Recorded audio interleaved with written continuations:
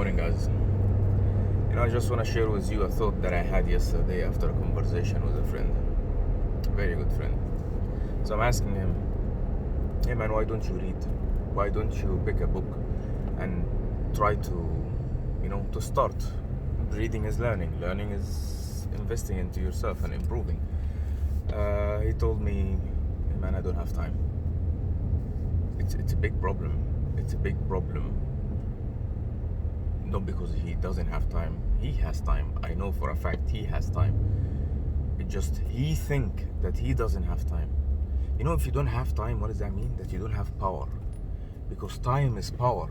Time is what you need to do anything. If you want to spend time with your family, if you want to go to work, if you want to go to the hospital, if you don't have time, you won't be able to do it. So if you are saying that you don't have time, that means that you don't have power to do anything.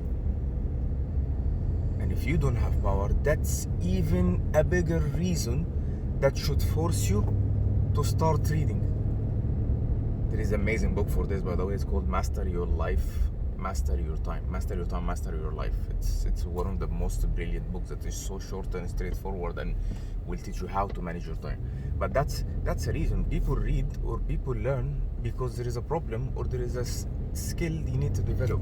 And if you're not able to develop the skill of time management, then of course you need help. And if you're not realizing that you need to develop this skill, so I'm telling you right now, that's a problem you need to solve. You need to, if you take conscious decision not to read, and you say, you know what, I know reading is very important, but I don't want to read. Okay, understood. You have different priorities. Maybe you want to focus now on something different. You want to clear your mind. But when you say you don't have time, and you know that this is something very beneficial for you and something very important for you, and you still don't want to do it, thinking that you don't have time, that's a problem. Because if you started to use this excuse in something amazing and valuable, like learning or investing into yourself, tomorrow you will use it in a lot of things. Tomorrow your family will come, hey man, why don't you spend time with us, Baba? Well, I don't have time. Hey man, you're getting so obese, why don't you go to the gym or watch your diet? I don't have time. Hey man, your financial situation is so bad, why don't you do something about it? Why don't you take a second job? Why don't you work in the evening? Why don't you work on your side hustle or develop something on the side? I don't have time. You see, once you realize that you started to say I don't have time, you need to stop yourself, because it's a problem, and then you'll convince your subconscious mind that it's a real problem, and your subconscious mind will believe what you are saying, and then later on it's gonna be, this is a given.